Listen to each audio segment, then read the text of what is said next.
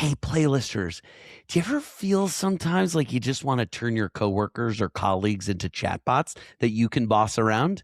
Of course, I'm not talking about my co-hosts, but I've heard from some that this is a future that we are closer to than we think. In fact, it might be here. So pour a drink, playlisters.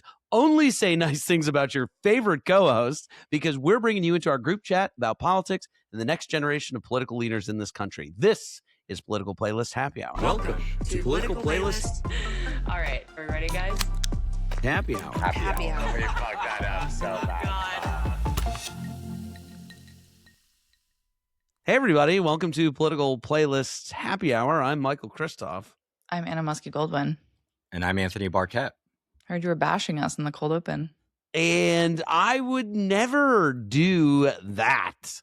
That is crazy talk. I only say nice things about my colleagues and coworkers and co-hosts, more importantly. Sure. Yeah. How about you guys? Do you say nice things about your colleagues and co-hosts? Do you guys like to boss people around or tell people what to do? No, me never. I'm going to quote Mr. Michael Jeff and I are Sessions. going to plead the fifth on Here, that one. I'm going to say, I do not recall, Senator. Yeah. Gonna take that as all three of us is a yes.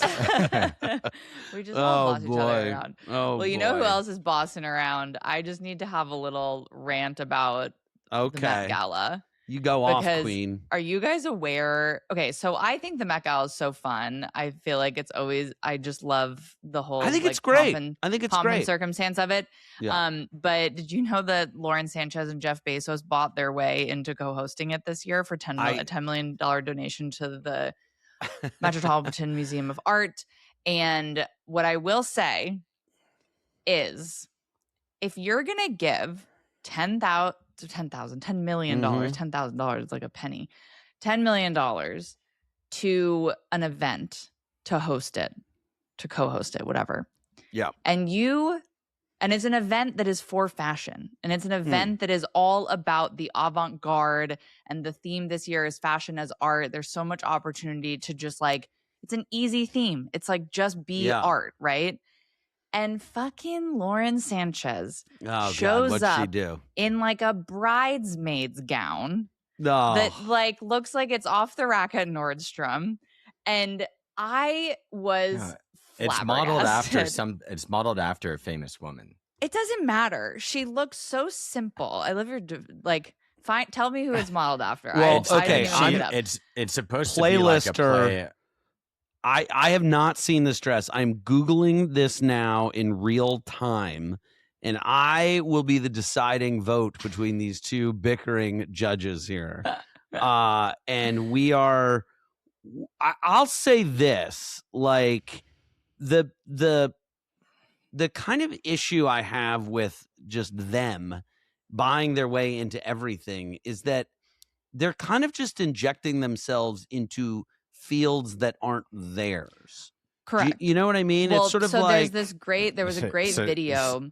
Okay, tell me who it's modeled after. So it's saying she's channeling the subject of John Singer Sargent's famous 1883 portrait, Madame X. Oh, okay. So where she Madame wore X, a custom okay. navy couture gown that referenced the iconic scandalous painting. And looks like something that I would wear to my friend's wedding at 25 years old. I'm sorry. Are her boobs getting bigger, or is it just my iPhone here? Okay. Let me. Oh my God. To your point, Michael, there's a lot of pushing up happening. To your point, she is not 25 anymore. Okay. Well, other than I think Lord. her dress being like so simpleton and crazy in the midst, I'm just like, if you're going to co-host the Met Gala, I want you in like a piece of art. Boas. I want you in a piece of art. But Yeah. to your point, Michael, about them kind of buying their way into all these realms, there's a really good video that I saw with Chloe Mao, who is the new editor of Vogue. She's a millennial and she's taking over for Anna Wintour in kind of a pass the torch way. And there was a video of her getting her dress fitted.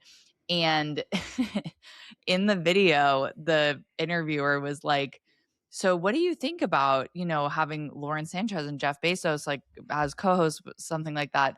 And she was like, you could tell this like a media trained moment if there ever was one. She was like, well, we're just very grateful because their participation enables the exhibit to, go on, and they're, helping the museum. It was this whole thing about essentially being like, they gave money and the money is going towards the art. And that's like the line that we're taking.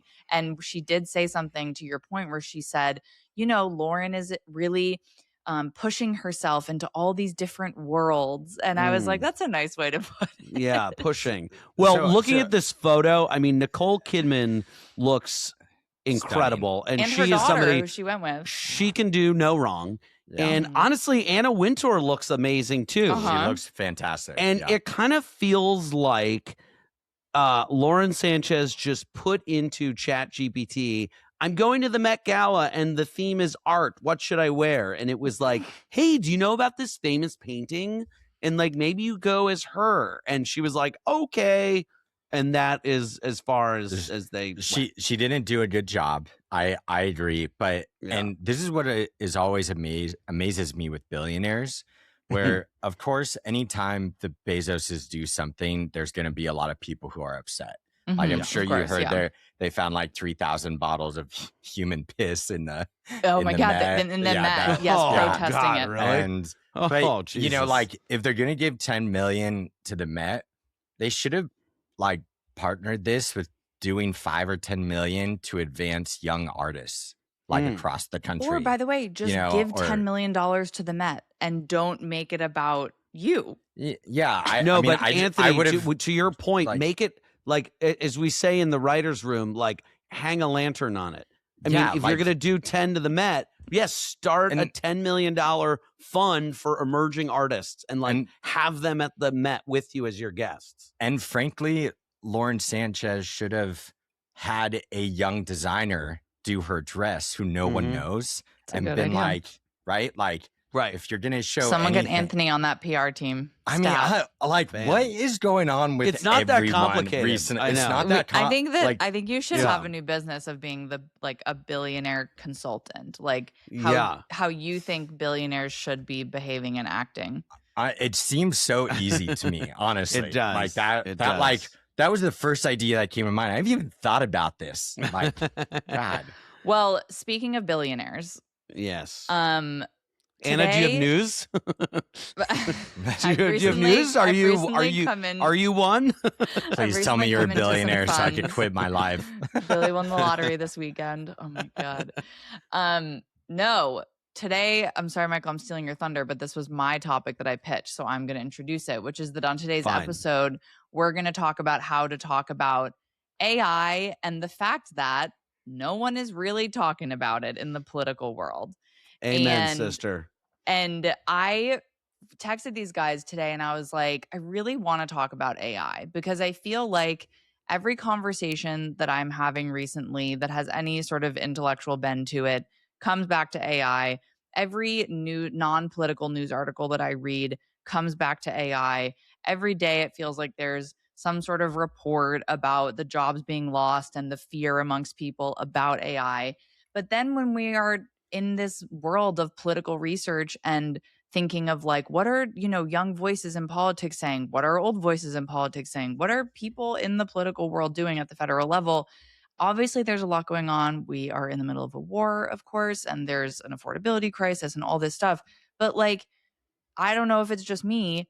When I look to what these politicians are talking about, I don't feel like AI is the thing that keeps coming across my desk in the way that it is in my everyday conversations. And so I really want to have us talk about this issue more and start highlighting some of the people who are talking about it so that we can maybe boost the microphone of it in a small way.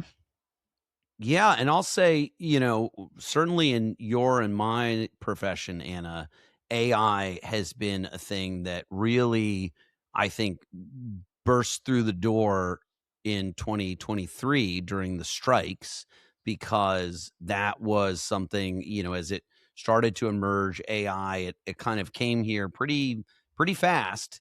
And, I think the entertainment business has been very savvy and very hip to this issue. And I think you're absolutely right that these other industries, I think of like my dad, who's a lawyer. I'm now seeing AI companies that are geared towards lawyers and paralegals are fucked. And accountants and all the AI that can be done with accounting jobs. And the biggest thing that I hear from people that I talk to are, AI is coming. We had the wave of automation that started taking manufacturing jobs and blue collar jobs. Now we're having the wave of AI that's going to be replacing those white collar jobs. Paralegals, you said it, accountants. I think, particularly in our business, the VFX industry, all the computer generated imagery. Although I have a few things to say about that, because I talked to a VFX supervisor this week about it, and she was like, AI sucks. Well, yeah, I mean, but it's going to advance, of course. Right. And so, there there's so many realms that we don't even know what is being cooked up with AI. And I think this goes back to the famous Senate hearing with Mark Zuckerberg, where the senator asked, how do you make money? And he said, we sell ads, Senator.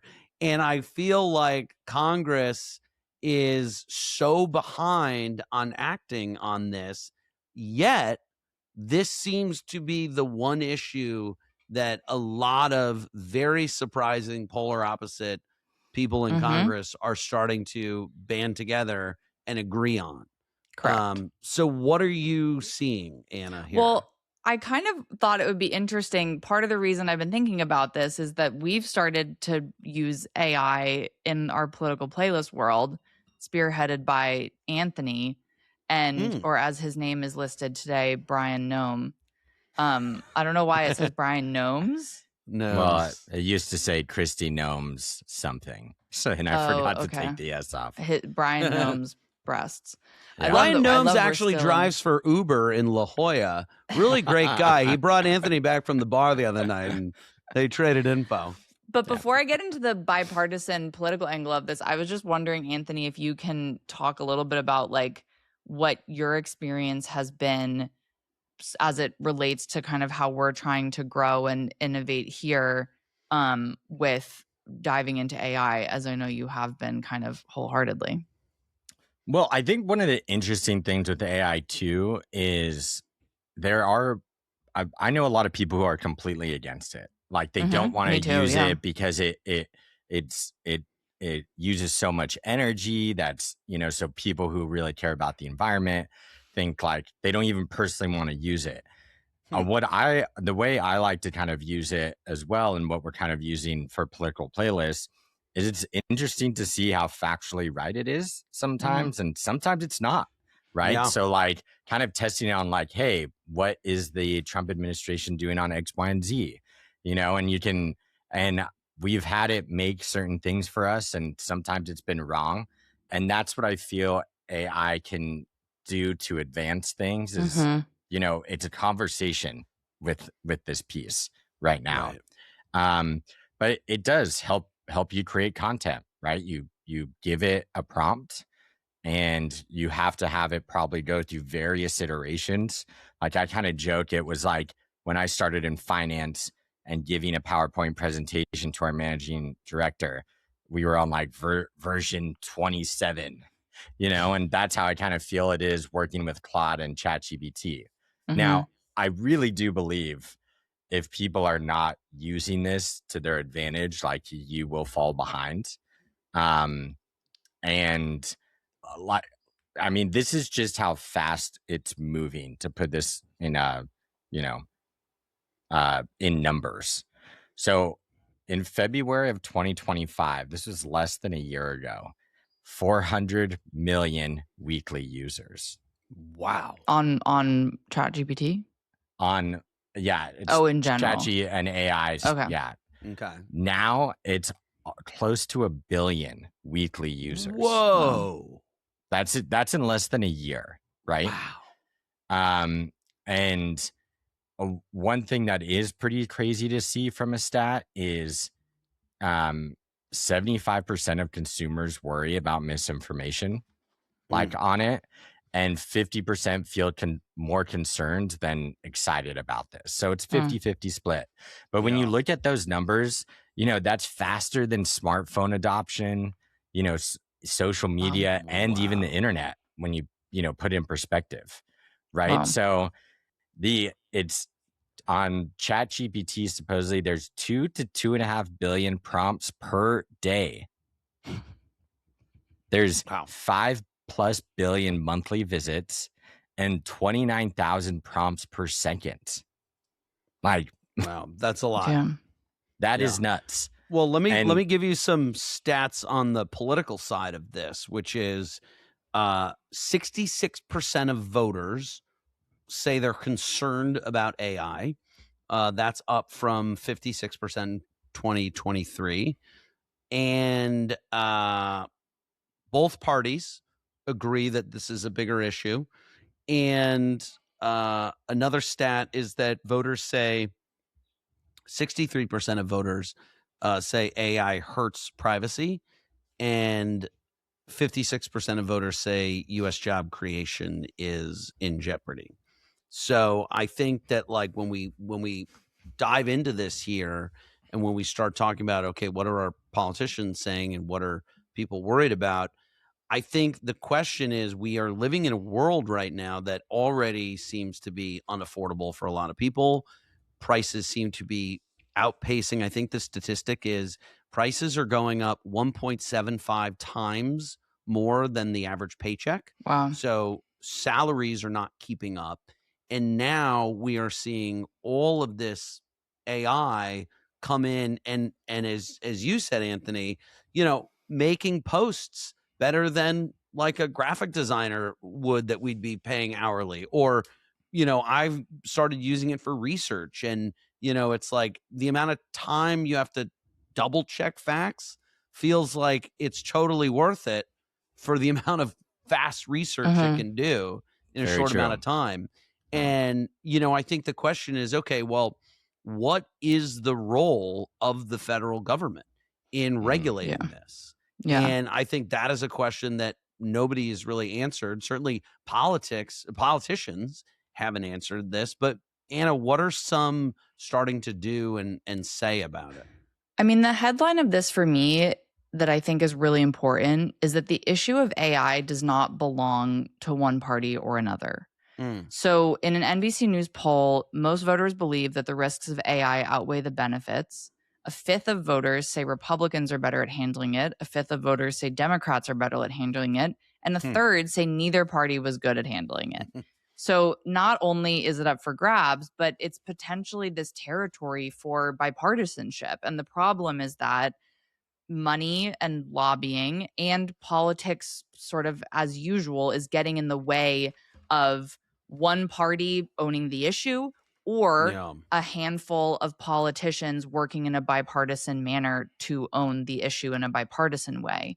So it's really interesting because when you look outside of the federal government and you look into communities and local governments and state governments, there are Democrats and Republicans who are working together on a whole host of AI-related issues, and specifically data centers that are popping up around the country and driving up electricity prices. So you're seeing city council people who are on opposite ends of the spectrum. You're seeing voters who are on opposite ends of the spectrum. You're seeing state legislatures who are on opposite ends of the spectrum coming together to try to address this issue of data centers being built in the first place and data centers being pulling from the same electricity grids as neighborhoods and residential and commercial businesses are.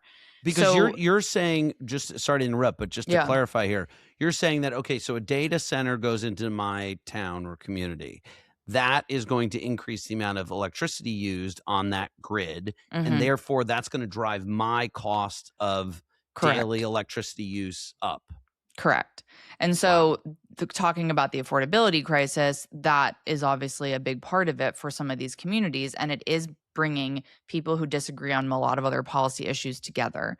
So on the federal level, or sort of when you look at— can I just interject right there? And there's these massive data centers being built and proposed by some of the largest tech companies right now. And what a lot of areas are worried about is like, all of that energy happening in one area, is there going to be issues with this, surrounding community and what will come? Are there environmental fallout that's going to happen? Yeah. No one really knows. No one knows. So.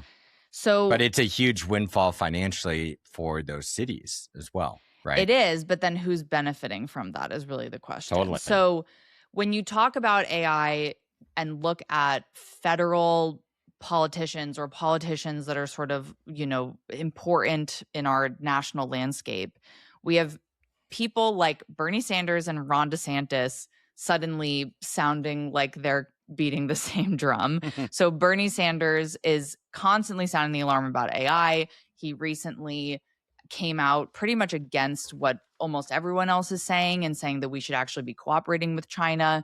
And then you have Ron DeSantis championing AI regulations in the famously unregulated Florida.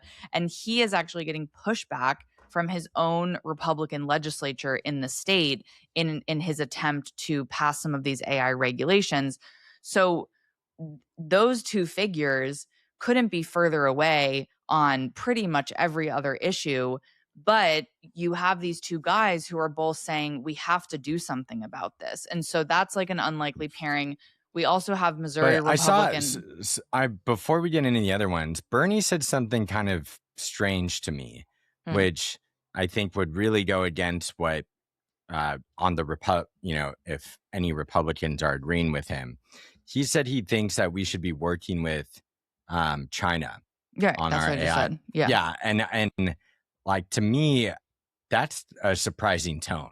It is, because I think what he's saying is China. We've all viewed this as like whoever wins the race, right? We viewed it as almost an arms race. And I think what he's saying is the arms race isn't actually going to benefit anybody because it's completely eliminating the desire for regulation amongst the companies and amongst a lot of political figures and other leaders. So I think what he's proposing is essentially saying, if we're the two biggest AI powers in the world and we actually find a way to work together, does that benefit the globe more? And can we find a way to find some trust with this otherwise maybe adversarial country around this one issue because of its importance? And I don't know if I agree with him or not, but I think it's an important point to bring up because that idea of competition with China is really what's driving most politicians right now. And an example is Missouri Republican Josh Hawley is working on legislation with Virginia Democrat Mark Warner that focuses specifically on potential AI job loss. But there is only a handful of people in the Senate and the House who are introducing legislation, being incredibly vocal about it. And it's because I think a lot of politicians are just gun shy to essentially say, hey, we got to put the brakes on this because A, there's a lot of lobbying money in it. But then B, in a slightly less cynical sense, there's a genuine fear that if we put the brakes, then what happens when China, who has no brakes on anything, suddenly surpasses? And what frustrates me about all of this is that you hear politicians saying AI is going to be the issue of the 2028 campaign, but it feels like no one's acting like it. And it feels like these politicians at this moment, other than the actual leaders of these companies who obviously have their own self-interests, the elected leaders at our federal level are some of the only people right now who can do something about this. And I'm not really an AI alarmist, but I think that there has to be a beginning of regulation, legislation, conversation about what can be done. But the kicker is that you hear also from a lot of people who are trying to do it is that leadership of both parties in Congress don't really want to touch it and they're unenthusiastic about taking it up. So it's all very enraging because everyone's like, this is the issue of the next presidential election. And it's like, okay, but then why isn't anyone fucking doing anything? Why isn't any party trying to own it?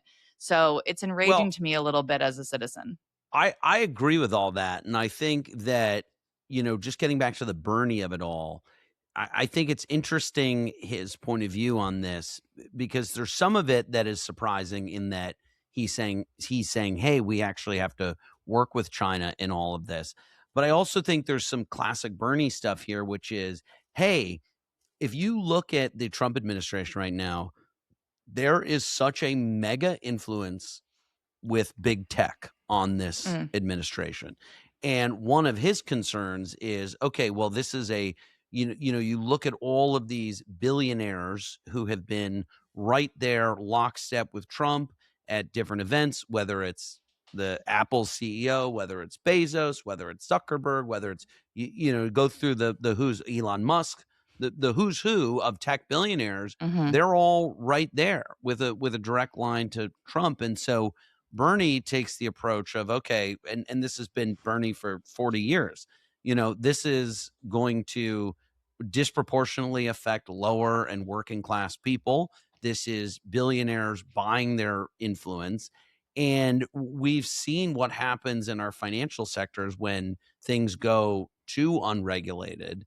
And I guess the question is, to take it back to politics for a sec here. I mean, you're absolutely right that there is that balance between regulation and free markets and how do you compete with China.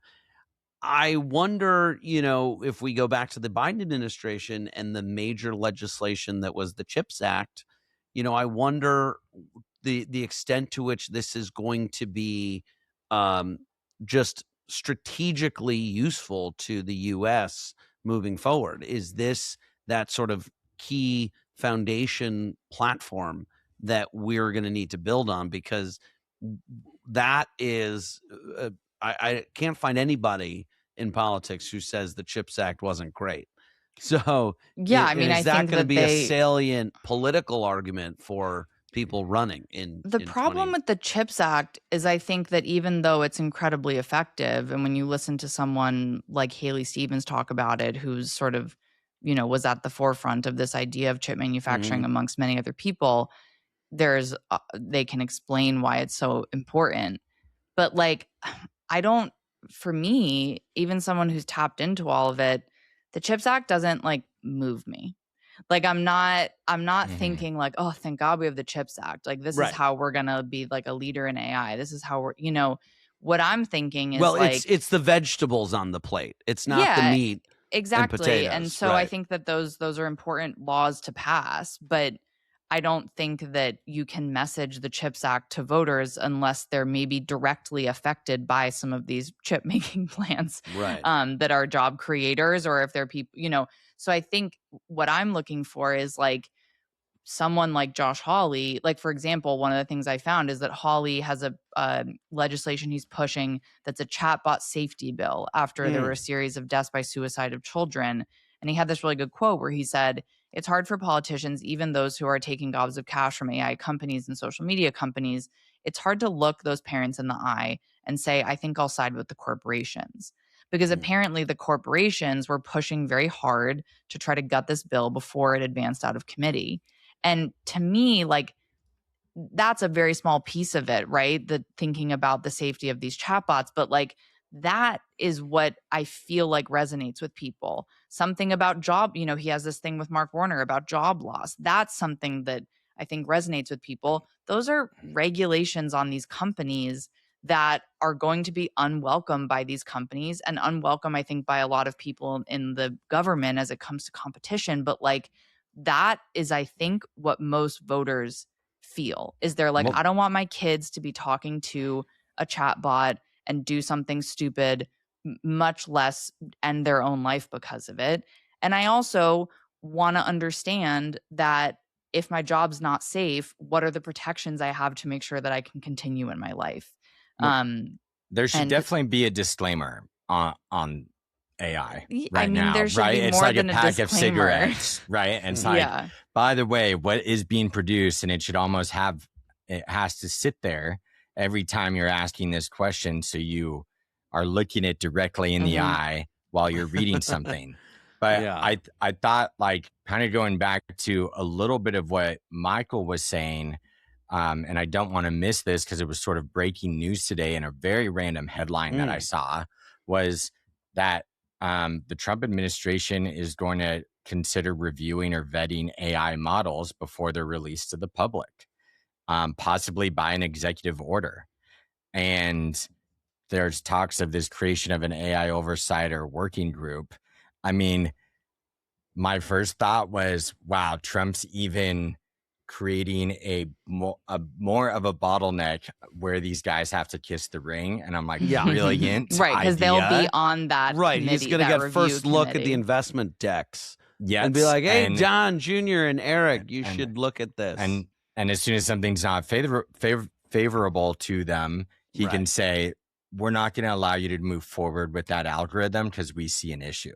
Mm-hmm. So, I mean, I'm hoping it's not for that reason, but But the thing is, even if it isn't for that reason, like even if you have assume the best of intentions, which is that he who entered his presidential campaign saying how much he loved AI and how much he wanted it to just be all free reign, whatever, even if he is suddenly seeing the writing on the wall as his ratings, his ratings, his ratings are not great.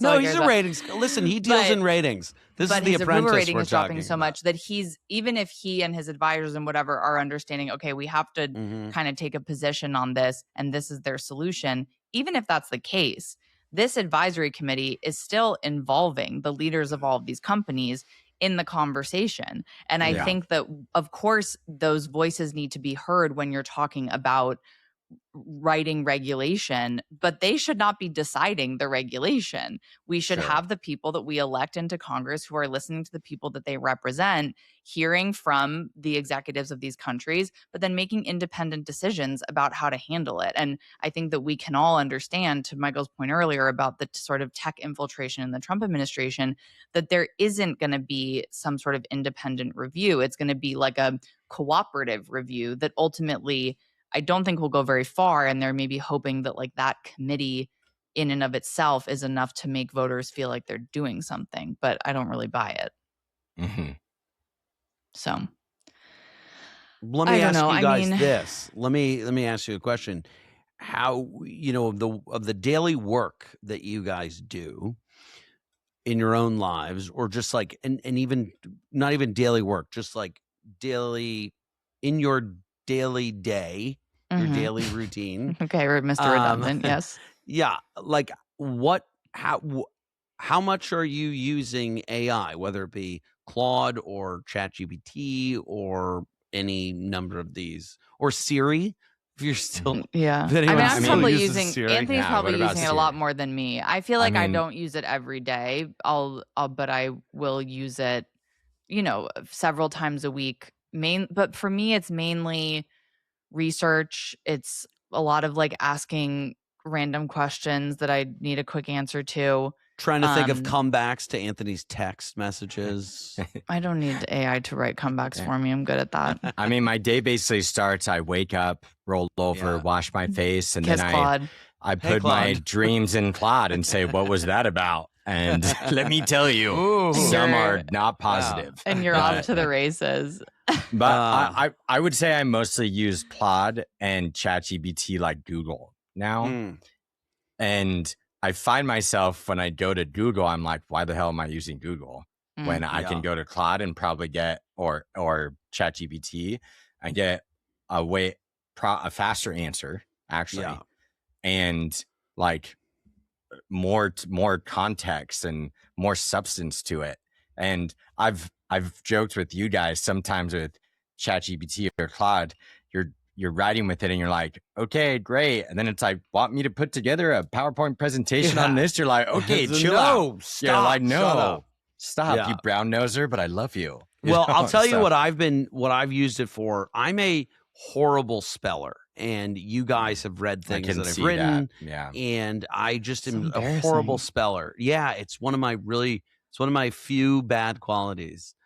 Most of my qualities are really good. The only bad quality. It's really my only bad quality. So, so what I've done lately, I was working on a script and I did a rewrite on the script and I put it into ChatGPT and said, find me every typo in this script, give me the page number and like what the typo is. And it gave me, 50 misspellings probably.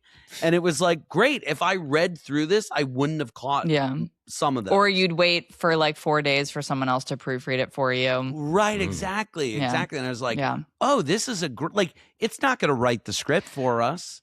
But I will say that good at log lines. From what I've read and tried to kind of like understand about what's going on with all this, Mm-hmm. the way that we are using it is it's like the basic plan. It's like the most rudimentary entry level way of using it, which, as Anthony said, is like Google.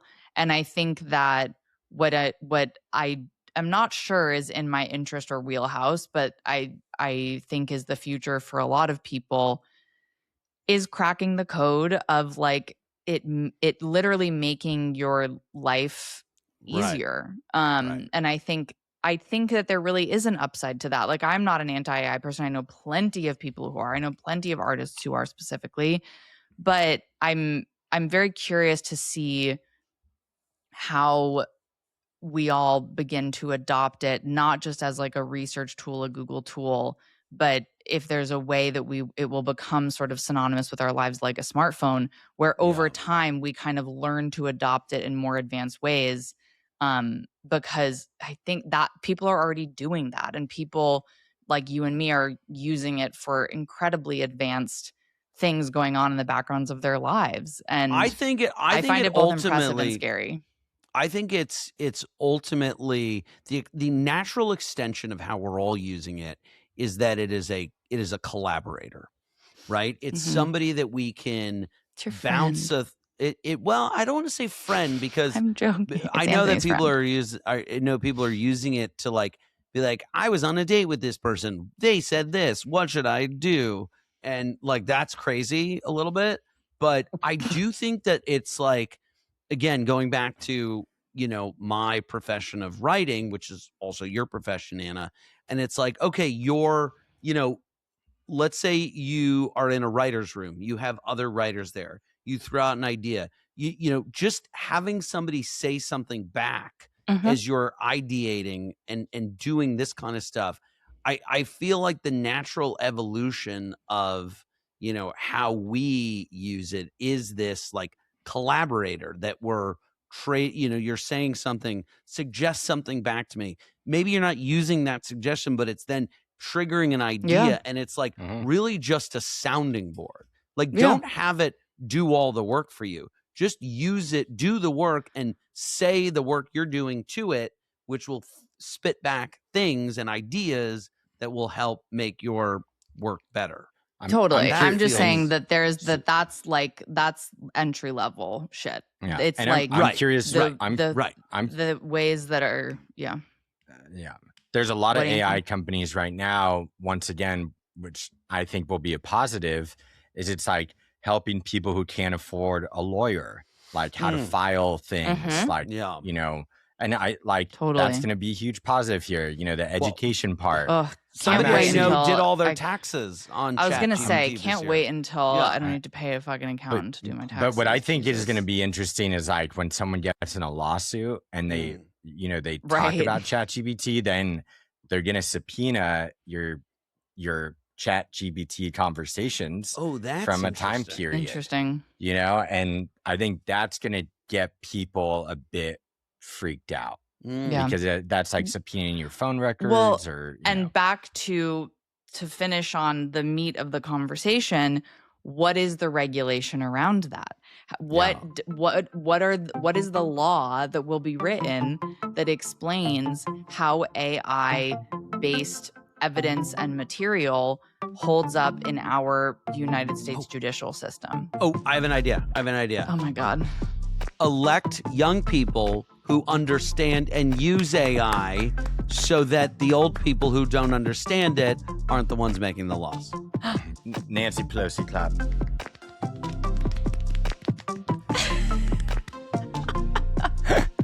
Well, that was Cheers good. To that.